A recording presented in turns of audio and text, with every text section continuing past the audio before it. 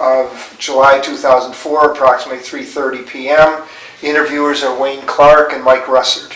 Could you give me your full name, date of birth, and place of birth, please? My full name is Raymond Earl Bell, Jr. I was born at the United States Military Academy at West Point in 1935 on the 11th of May. Okay. I guess, did you attend West Point? I graduated from the Military Academy in 1957 and was commissioned as a second lieutenant in the regular Army at that time. Okay, so usually we ask about your educational background prior to entering service, so you entered through the academy. That's correct. Okay. That's correct. So your father was... My father graduated from Military Academy in 1927. He was an infantry officer, and I chose to go armor. So we diverged in our careers as far as that's concerned. Okay. Can you tell me some of the things you remember at West Point? Well, some of your memories. First of all, things have really changed in terms of the size of the Corps. We had no women there. We were very, very small in terms of output of officers. Only 546 officers graduated, or cadets graduated in my class, and that was what year was that? 1957. 1957. The Korean War was over, so we weren't looking for any particular action. Although in 1953, when I entered, the French were having a hard time in Indochina. And so we were all looking forward to possibly, at least the first class did, about maybe going to war in Vietnam. At that time it was Indochina. But no, I had a relatively undistinguished career, I think, at West Point. If there was a highlight, it was that I was the instigator and ran the administrative side of a field problem, which was usually run by the tactical officers. And I think I was the first cadet to ever come up with a scenario and to work out the details, administrative, logistic, and that kind of thing. And that occurred at the end of my second year at West Point. I do remember that I wanted to become an engineer when I entered West Point. The caliber of officers that I saw was instructors and in the tactical department who were in charge of the military side of West Point did not impress me. The armored officers did, so that was the reason that I really decided that I would go armor. And I really enjoyed my armor assignments when I did graduate from West Point. Did you attend a military high school? No, I never attended high school in the United States. My father being in the Army, I went to school for 2 years in Great Britain, my freshman and sophomore years, so to speak. And I was in the cadet force there, which was a lot of fun. And then my father was transferred to Germany, and I went to high school in Germany for a year. Came back and went to prep school at Brayton's, which was a preparatory school. A lot of my friends went there, particularly those of us who had been overseas in school, high school overseas. And so that's where I learned a lot of the basics and enabled me to actually get into the military academy. I had to have a waiver on my eyes, my feet, my heart, my hearing. So it was not an easy road to tread, so to speak. So it worked out very well. And do you feel that when you went there, that there was more of a closeness in the class because of the size than today? That's a good question. No, I don't think so. What happened was that we were put in one company. There were 24 companies at the time. We were put in one company. We stayed in that company the whole time. There were 2 regiments, and those of us in the 2nd regiment very seldom saw those in the 1st regiment because we didn't go to class together.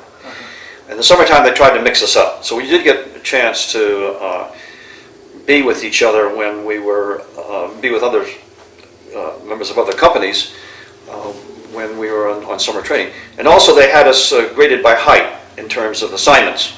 So those of us who were tall were in was IKL and M companies, and those who were short were in A, B, C, and D company. And then there were the in between. And that was primarily, I believe, because when we were on the parade ground, if you wanted to have a straight line, you know, the tall people would be on the flanks, and it would kind of get smaller towards the. Today, we say the Corps has, because they no longer do that. You know, they have women in the Corps, and they're not very tall. But each company, I guess, when they march in parade, march with the tallest person on the right flank, I guess, as a file, as the right guide, and that kind, which is done in the in the active army or in the reserves kind of thing. Okay, after you graduated in 57, where were you stationed? I chose to go to the 3rd Armored Cavalry Regiment, which was in at Fort Meade at the time. And part of that was because I had a lady who I was very affectionate to, and she was at Vassar. And that was the closest army post that I could get to, you know, to go and visit her. And so, and it was a very fine outfit. It was alerted to go to Lebanon in 1958, and it was right outside of Washington at Fort Meade's about 20 miles north of Washington D.C. And some officers who were real comers, particularly the majors, lieutenant colonels, and the colonels, were assigned there. And one of them was at that time, Lieutenant Colonel Knowlton, who ended up being the superintendent of the military academy and eventually with the 4 stars. And he's the father-in-law of David Petraeus, who's also a Cornwall native, and who is, as you well know, is in Iraq right now. His daughter married David Petraeus, I guess it was in 1974, 75, something like that. So he was the caliber of officer, and he was also the caliber of officer that impressed me about going armor. He was a squadron commander, and I was a second lieutenant in the troop.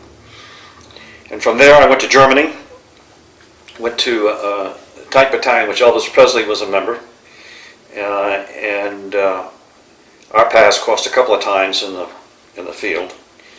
And I guess it's pretty well known that Elvis was a very, very fine soldier. He didn't sing a song, evidently, while he was on active duty. Certainly didn't sing a song there. And won the admiration of everybody who came into contact with, the officers and enlisted people that were. So he did one fine job. And I was there for 3 years with combat 1st Battalion of the 32nd Armor Regiment, part of the 3rd Armored Division. And then I went to the Combat Command Headquarters, and I was the Air-Ground Operations Officer. I was responsible for coordinating all the fire support, close air support, nuclear fires, and conventional artillery. And that lasted until 1962. I came back to teach tank gunnery at West Point in the summertime. How did it feel to be back there on the other side? Well, it was pretty traumatic. First of all, I brought back my wife, who was just about ready to deliver child number 3, and she was born at West Point. And the ironic thing is that she was born while I was teaching her future husband tank gunnery. It's Paul Buca, who's a Medal of Honor winner from Vietnam, and he was at the class of 1965. So that was kind of ironic. I was only there for two months. Then I was on my way to school, the armor school at Fort Knox, Kentucky, where I stayed for the year. It was basic, not the basic, advanced course. Then went from there to Korea, where I was at first on the division staff as an assistant G1, and then took a tank company just up on the demilitarized zone. We were about 300 yards from the wire separating North and South Korea. That was very, very fine assignment. We got all the 8 balls in the battalion because we were separated from the rest of the battalion. So it was a real challenge, but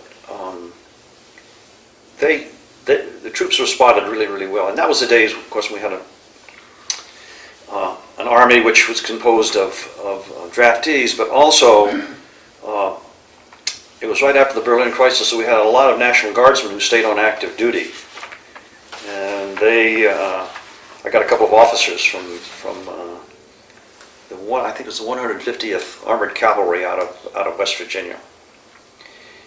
So it was a very interesting opportunity, particularly from the point of view of educating people. We had a very, very strong GED program in the company because there wasn't too much else to do. We were forward deployed. Our tanks were always circled so that if we had to fight from the motor pool. If we got 5 or 10 minutes warning, we considered ourselves lucky. I slept with a pistol underneath my pillow and a rifle beside my bed. What kind of tanks did you have? We had the M48A3s, which were, let's see, 90 millimeter guns, and I think that I can't remember whether they were gasoline or diesel. I think they were gasoline engines in the tanks. Did you have any incidents with the North Koreans? No, but I almost lost a company in North Korea. One night we were coming back from a night exercise, and one of my lieutenants was leading the convoy, and he got lost. And by the time I caught him, he just was about ready to enter the no entry zone, headed right north. We got him turned around. That was about the closest that we came. There were infiltrators. Before I went up to take the company, we caught a number of them, and they were killed by the infantry troops. Actually, they got across the river. The big problem when I was in Korea was the fact that if you didn't have it bolted to the ground and then welded to the bolts, the Koreans would walk off with it. And we had one incident where we had a tank turret that wasn't placed, and one night a gang of Koreans went up there and sawed the barrel off the thing and were caught carrying it down the mountain. There was. I'm not sure that that time was such a hard time in Korea. Certainly isn't like it is today, but we were fair game. We were fair game for the slicky boys, as they were called. But that was a very good assignment. We were able to try out some innovative things. We had these armored vehicle launch bridges, AVLBs, and we used those in exercises. We had started using helicopters for command and control. We had evacuation exercises with helicopters, like in the MASH, in the MASH program. And for me, it was nice to be able to go down to the orderly room and say, okay, everybody out, we're going to the field. You don't have to call high headquarters, and get prior clearance to go out. We put the tanks on the road anytime we wanted to. And I think the troops really enjoyed that. I was there in the wintertime. I commanded the company during the winter and the spring. The challenge in the wintertime was the fact that the roads were very slippery, iced over, and we initially started out with steel treads on the tanks, and then they took them away from us, made us use the rubber treads, and that was not a very swift move, because then we couldn't get on the road. If the North Koreans had decided to come across when the roads were icy, I think we would have had a hard time trying to get out. Maybe this would be a good time. You talked about the mix of men in your unit. You said one of the experiences that left the greatest impression on you was how well the active Army, National Guard, and Reserve personnel worked effectively together. So you felt good about guard people being in your unit rather than just being regular Army Well, personnel? I think we have to make a differentiation here, because we had a lot of draftees, and we had a lot of regular Army officers, soldiers, and we had a certain number of National Guardsmen. I really didn't, at that time, as a captain, I didn't really differentiate among the three. I will say that my regular Army people generally were not as high a caliber as the draftees were, particularly in Germany. People in Elvis Presley's cohort, I had a couple of them in my platoon who were absolutely top-notch soldiers, and while as the career soldiers were either hangers-on from Korea or World War II people, people who really hadn't had too much success on the outside. I did not really gain a proper appreciation for the National Guard until I actually left the active Army, and that was, of course, in 1971. And just as a side note, I do a lot of writing now, and I'm working on a project in Washington on what I call a culture change, whereby the Army, as opposed to the other services, really have their three cultures. There's National Guard culture, there's the Army Reserve culture, there's the active Army culture. And until we come up with one culture, we're not going to have as an effective force as we could have, as we should have. And what's happened in Iraq has really brought that home, particularly in the prison. That outfit was in the prison used to belong to me when I was in my third iteration and when I was in the Army Reserve. But that's the kind of thing that really. Matter of fact, I came back. Let's see. I came back from Korea, went to Germany for a year to get my master's degree in German. Came back to West Point, taught German for 3 years, and went to Vietnam. And then I came back again to West Point and taught history for 2 years. And in 1970, we had the riots in Kent State. And I can remember the cadets asking me about the National Guard, and frankly, I said, I didn't know anything about the National Guard. I didn't know what was going on. I didn't know this. A year later, I was in the National Guard. Now that's kind of digressing a little bit, but it was a pretty high level of ignorance as far as that was concerned. So again, backtracking, I went to Germany to study at the University of Mainz for a year.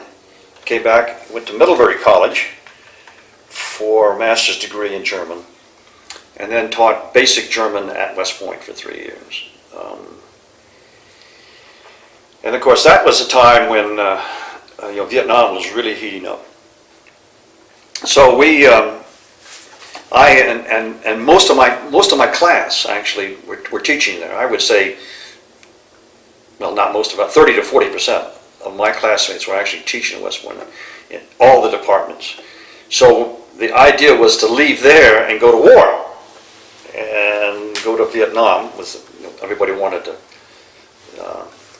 earn their spurs. And I went to the 9th Infantry Division. And I think that part of the reason I got the 9th Infantry Division is because of knowing then General Knowlton, who I first mentioned it in the 3rd Cavalry. He didn't stay there very long, but I arrived in the latter part of the summer, while everybody else arrived in the beginning of the summer because they wanted to get all the best jobs. Unfortunately, as I learned in Korea, you don't do that. You hang back until everybody else gets assigned all the ash and trash jobs, and then the jobs start opening up that are really worthwhile. And that's what happened to me. The 9th Infantry Division had one armored cavalry squadron, and every armored officer in the division wanted to be either the squadron commander or the S3 or the executive officer. And when I got to Vietnam, people said, well, what would you like to do?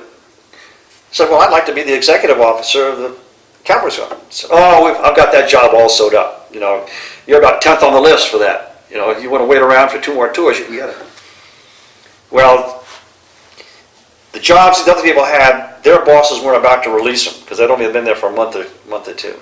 And I walked right into the job. So I was extremely lucky. And I had learned from my experience in Korea, you don't volunteer to get there first, because I never wanted to go into the G1 section when I went to the 1st Cavalry Division, which was in Korea. I got stuck there for 6 months before I took the company. Whereabouts were you headquartered in Vietnam? The headquarters for the division was at Dongtan, which was down in the Delta.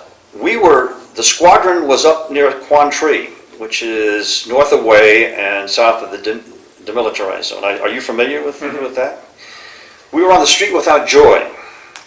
Highway 1. Is that right? Yeah. Yeah. Yeah. And we used to patrol up and down there all the time with our tanks. We had the only Army tanks up there because the 1st Cavalry Division had no tanks. The 101st came in and relieved us. They didn't have any tanks. So we had tanks and armored personnel carriers, and we also had a company that was attached to us from one of the battalions, 34th Armor down in 3 Corps zone around Cu Chi. I think that they came up from there. So we did a lot of at that time the area had been very, very well pacified. The squadron, before I got there, had wiped out an NVA regiment, caught them in a cluster of huts on the beach, and literally cleaned the clock. I don't think that anybody, North Vietnamese, walked out of that encirclement. They had naval gunfire, they had aircraft, and they had all the tanks. And it was a perfect operation. When I got there after that was. So we spent our time really making sure that we saw a lot of night ambushes and those kind of things. So we actually made sure that we owned not only the day but the night as well. And I think we did a pretty good job. I don't know how many tons of rice that we got out of because the NVA would bury the rice in the jars and then bury them in the cemeteries, the mounds that were there. So I stayed with the 3rd of the 5th Cavalry until February of 1969, and then went down to Saigon, where I was on the staff working for General Abrams on the withdrawal of forces from Vietnam. And that was probably the highlight of being in Vietnam, because I was one of the key planners in how we were going to bring our troops out. And I worked with then Colonel, later to be General Don Starry, Starry, who was my boss in Germany back when I was in the combat command there. And although I didn't report directly to General Abrams, he did. And I can remember carrying the first plans for the withdrawal of the first increment to Hawaii in the summer of 1969, and delivering them to the next higher headquarters, which was Pacific Command in Hawaii. What did you think about the change from Westmoreland to Abrams? Well, see, you're asking an armored officer about an infantryman, and when you're dealing with people like General Knowlton, you're dealing with people like General Starry and General Abrams, all of who were 4-star generals, who didn't get there by virtue of the fact that they happened to be at the right place at the right time. They really earned those jobs. Abrams should have been there, I think, sooner, and maybe we would have seen a different scenario evolving. But I think Abrams got in there a little bit too late to really turn the situation around. Mm-hmm. But he's a very charismatic individual, and certainly made a profound impression on not only the Americans but the Vietnamese as well. And he didn't put up with any baloney. He was very straightforward. You could always see him with a cigar in his mouth, a hat off of his head, and certainly, he didn't present the same kind of picture that Westmoreland did, when you see him in his fatigues, kind of thing. So there's a natural prejudice there on my part. Shouldn't have asked you that question, being an Harvard man. So anyway, after my service in Vietnam, I had made the decision when I was in Vietnam that I was going to resign my commission and try the civilian life. At that time they were thinking about start drawing down, but because I was a regular Army officer, they weren't allowing people out of the service at the time. And I had as a next door neighbor here in Cornwall, Colonel Fred Todd, who was a National Guard historian, you may well know. Yes. And he and I shared interest in military history. And before I had gone to Vietnam, I had started work on my doctorate in history. And he kind of, he was a good influence on me. And not only that, but General O'Hara, who had preceded General Baker, and my father had been associated, because my father commanded 2nd Corps back in the late 50s, and the 42nd Division and the 27th Division at the times really kind of came under his aegis if there had been some kind of war. I think he was responsible to see that they were properly supported, although he didn't have that same kind of relationship that he had with the reserve organizations. So I think a combination of those factors, I applied for the job of recruiting and retention officer because I wanted to maintain my affiliation with the military, but I really didn't see myself ending up in a position of that I would have wanted to if I had been a dream sheet cadet or officer, one of these water walker kind of. I was not a water walker. So. Could you explain that term for us? A water walker is somebody who is going to be promoted ahead of his contemporaries, who has the right people to mentor him along the way, who kind of gets on somebody's coattails, and if he goes up, then he's followed up the line. I was never, I wouldn't say fortunate. I did what I wanted to do, and I never regretted the assignments that I had. But there were other officers who were better achievers, I would say, than I was. I was really uncomfortable being kind of a small fish in a large ocean. I would much rather have been, a little bit more prominent fish in a smaller pond, kind of thing. And as a matter of fact, when I joined the Army National Guard, I was the only military academy graduate in the headquarters, and in the whole National Guard, I think there were something like 27,000 officers. Of that number, 27 were military academy graduates. So there was a very, very small proportion of military academy graduates.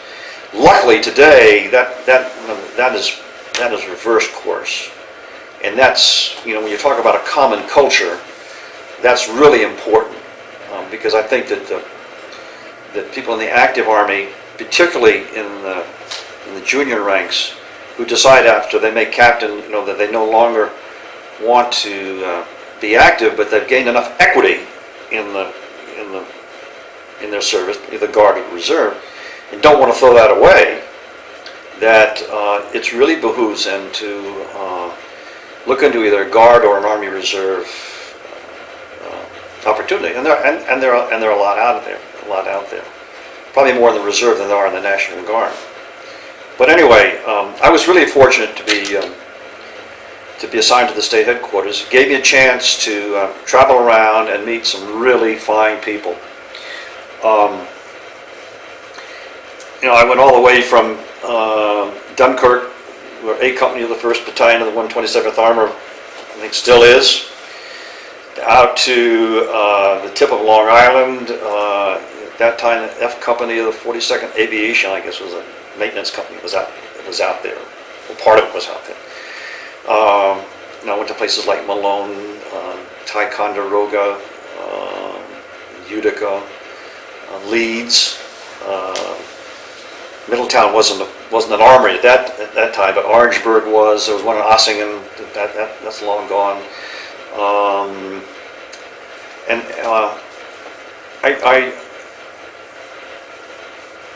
I got to know people who were really hard workers and who really believed in what they were doing. And of course, at that time there was a lot of turmoil between people coming in and people leaving. Most people were leaving. So it was 2 in, 5 out kind of thing, and the strength decreased considerably while I was there. But we set it in place a recruiting organization, which I think in the long run was very, very effective.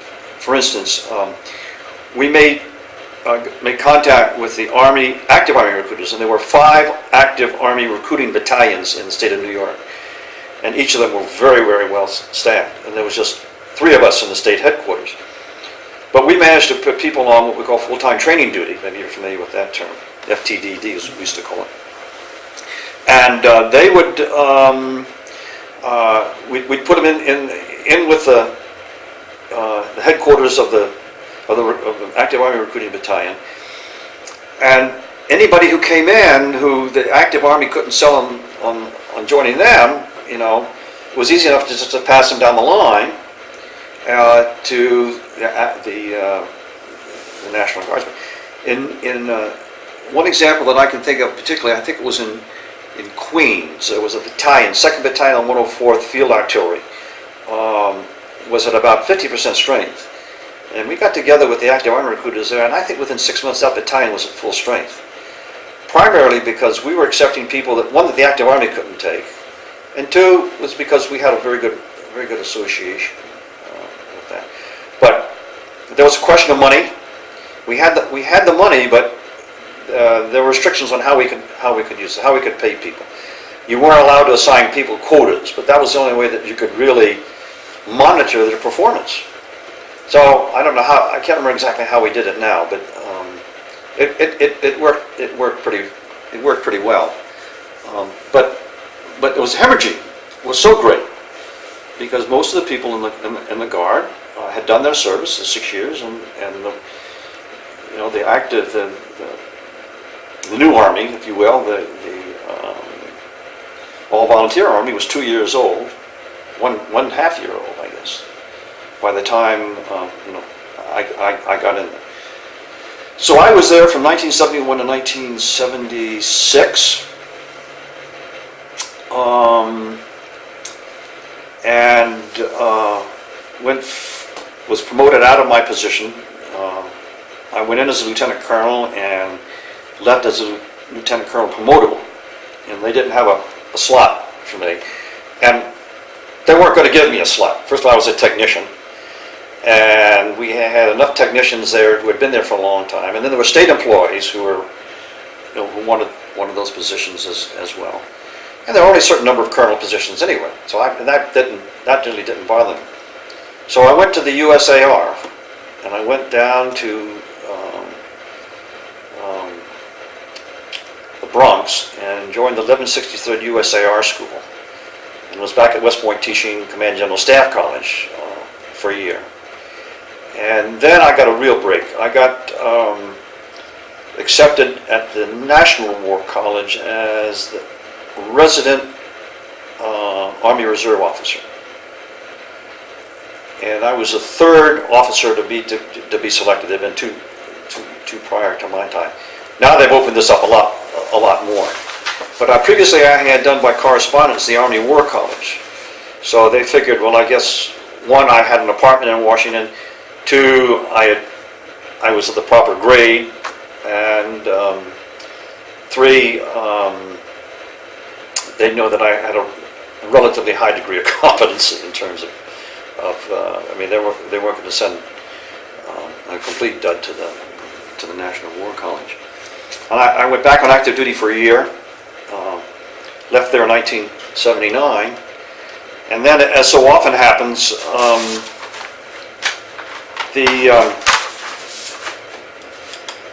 there was no position for me when I left. So I had to go to the Chief of the Army Reserve and say to him, you know, you just spent thousands of dollars to send me through this college, and you don't have any use for me? And he didn't have an answer for that. The Washington area is a particularly tight area because there are a lot of civil servants down there and people who are connected with the government one way or the other, who are also pretty highly qualified and looking for positions. So I think that I was offered. Well, it took me 2 or 3 months. I did some temporary duty in the Pentagon for a couple of months. Ironically, I worked on Iraq as a threat in 1979. One of my jobs was determining how mobile the Iraqi forces were. They were pretty damn mobile back in those days. They were getting, I guess they're getting them from Germany, tank transporters, so they could move their tanks around quite a bit. But at that time, Iraq was not considered a threat country. So anyway, I did get a chance to become the deputy commander of a psychological operations unit, which I thought was a medical unit. And I said, well, you know, I'll take anything, because I was looking for a drill position, and it did not turn out to be, you know, a medical unit. You know, psychological operations was a very unique outfit. We were the Army's only strategic psychological operations group. There were 2 tactical groups, both of which are still in existence, in the Army Reserve. And so we were oriented towards Europe. And I had a very large group of people who were in relatively high positions in State Department of Defense as civilians. But I was a deputy commander. I wasn't the commander until about 8 months after I was assigned to the unit. The commander was recalled to active duty, and I was chosen to take the group. And I commanded the psychological operations group from 1980 to 1984 as a colonel. And then I was chosen to go to the Army Reserve Command staff, where I served for a year, applied for the job of brigade commander of the 220th Military Police Brigade, and commanded that brigade for 4 years. And the point that I guess that I'm making here is that if I hadn't gone to the Army Reserve, or the National Guard and the Army Reserve, I never would have had the opportunity to command these kind of units. So I commanded at the colonel level for 8 years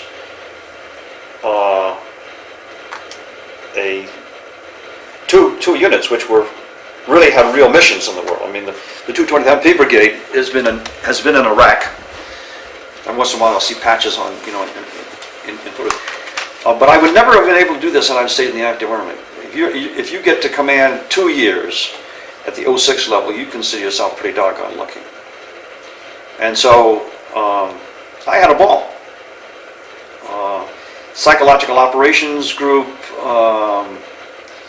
we had a chance to go overseas to Germany, but we couldn't get into the Eastern European countries because this was 1980, 1984, and they weren't going to allow, you know, spies in. But I had a group of printers, and then I had a group of foreign area specialists who were oriented on places like Romania, Poland, East Germany, Bulgaria, and things like that. And they would do area studies and then develop how we would reach the population and the armed forces of those countries in case we went to war. That group has now been disbanded because Romania, Bulgaria, Germany, they're all our allies. But they seem to be our only allies in some cases. I think one of my major achievements there was we had a large number of women, and we had a large number of minorities soldiers. And I think of the maybe 150 in the group headquarters, at least 10 of them were made warrant officer from the non-commissioned officer. I consider that to include women. I had one private who's now a lieutenant colonel in the Air Force Reserve. Relatively typical of some of the people that we had in that organization. And then when I went to the ARCOM headquarters, the Army Reserve Command headquarters, I was the operations and training officer for that, which was a pretty significant position. But I only stayed there for a year because the opportunity to command this military police brigade came up. And I applied for it. I think there were something like 30 candidates. And I was lucky to get the job. And that was a very different type of situation because we were oriented then on the Middle East. So when we used to go overseas, we went to Egypt, we go to Somalia, we went to Jordan on training exercises. And then there would be requirements like sending a unit to the Philippines to guard the Marine ammunition dump at Subic Bay, or go to Fort Leavenworth to take care of the prisoners there while the active duty prison guards were on leave, or send a company to Nicaragua or Honduras to go down there for one of these exercises where country to country type of thing. Very, very, very active. I spent a very interesting tour in Somalia with a platoon of troops. Why were you there? I'm sorry? Why were you in Somalia?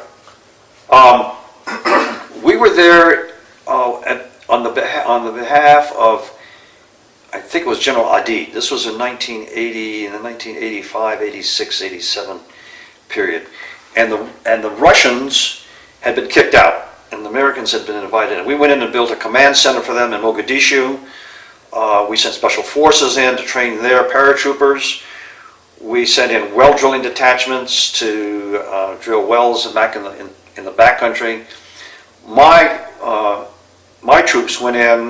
We went in for two reasons. One, I went in to make a reconnaissance of the area, in case we actually had to deploy troops in. And had our brigade been called up to go into Somalia, we could have done it.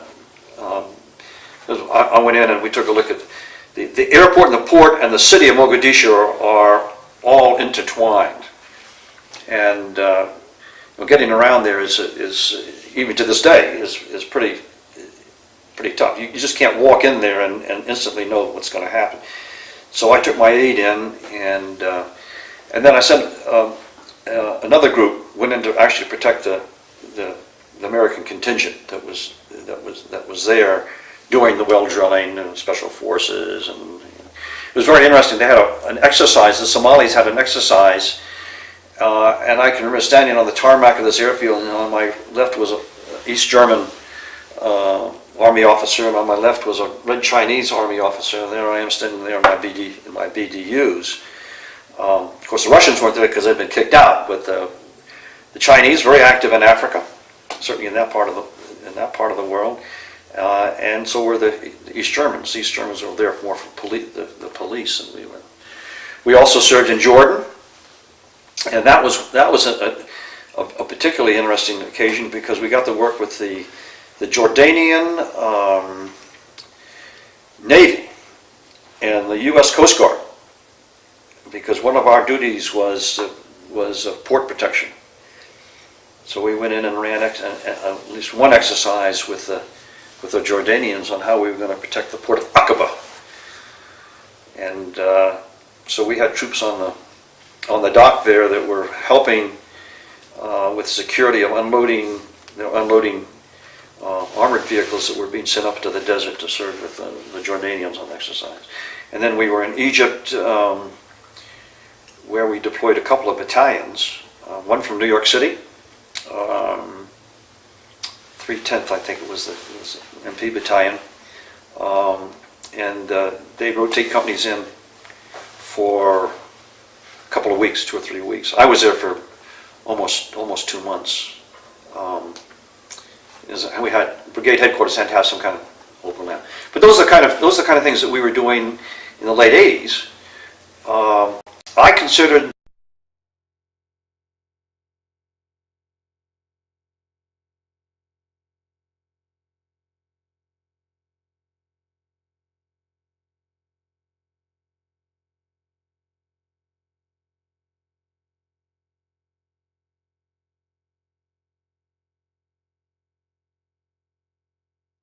but it was what they call a combat support company, and their job is battle, rear battle, battlefield circulation, not working in the prisons. And so I guess I wasn't too surprised to hear that they were having. So you feel that the problem started from them not being trained for that purpose. They were trained as a combat unit. Yep. More than they should never have been they should never have been in the prison. And I think they were there because they ran short of troops. There was no appreciation about what was going to happen there after we so-called liberated the Iraqi people. And these people just got caught, in the wrong place at the wrong time.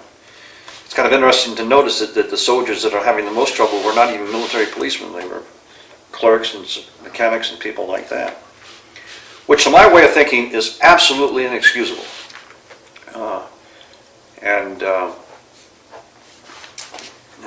I can't cite chapter and verse on what I think about that, but we just leave it. Anyway, those people were not. We weren't trained to that. Our motto was being forward in the saddle, and of course that's a little cavalry.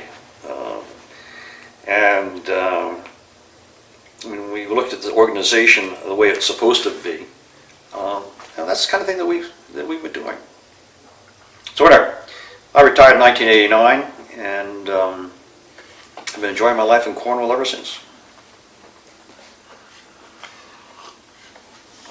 Can you pick out any one part of your career that was more significant, that you are more proud of than any other, or you've had such a varied career? Well, that's a good question. I would say that the balance of having served in all three components was the highlight, and you can break that down into 3 parts. I had what I consider a successful career in all 3 components.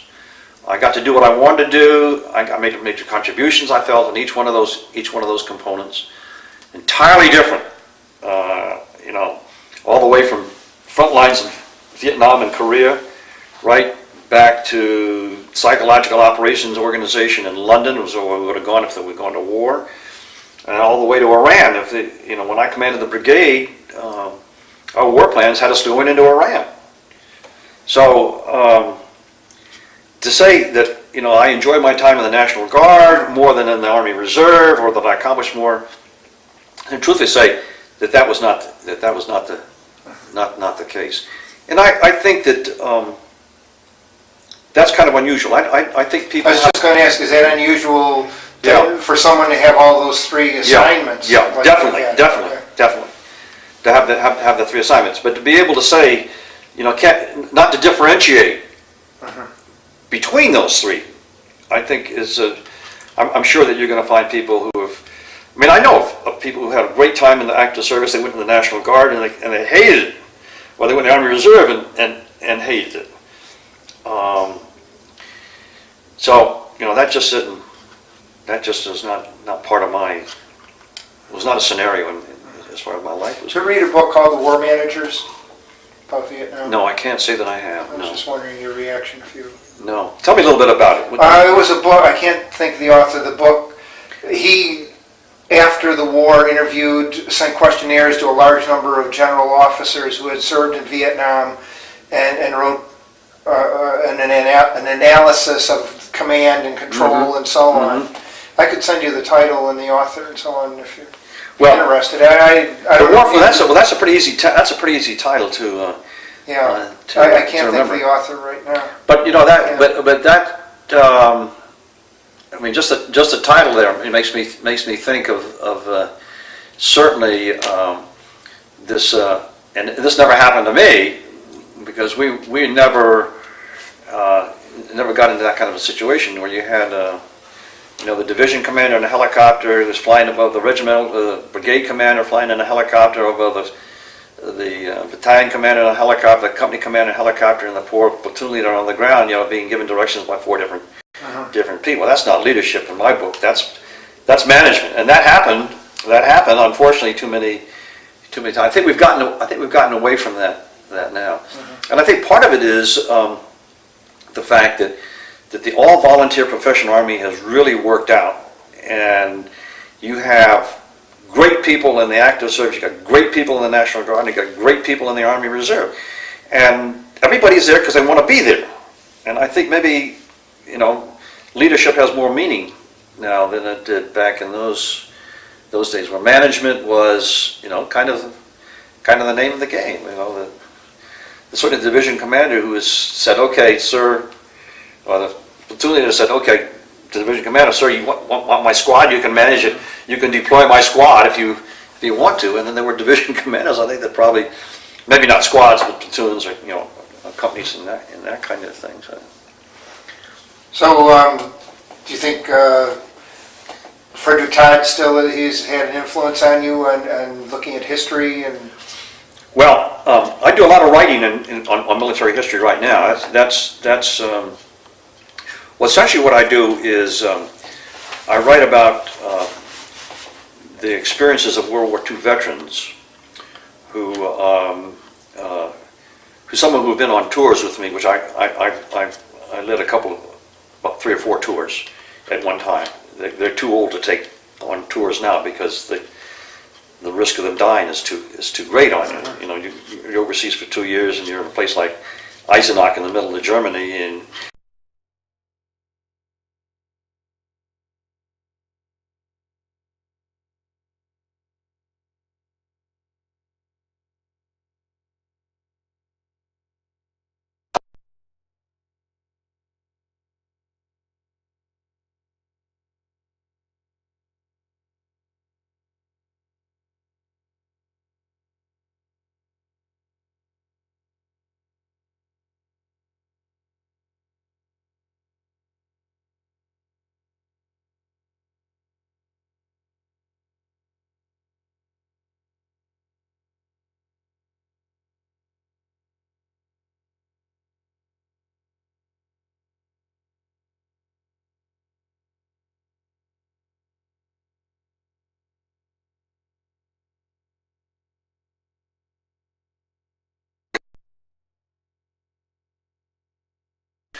when somebody was wounded, someone was,